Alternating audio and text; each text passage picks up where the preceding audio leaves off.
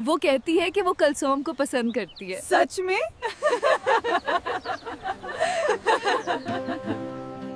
हंसते खेलते वो निकल पड़े।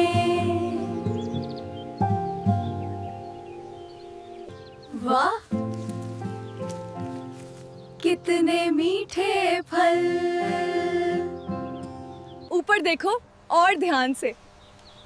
ये लो, मिल गया। वाह! मीठे आम और मीठे दोस्ती।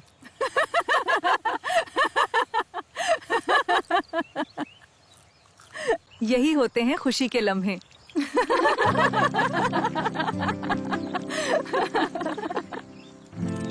ये दिन हमेशा याद रहेगा।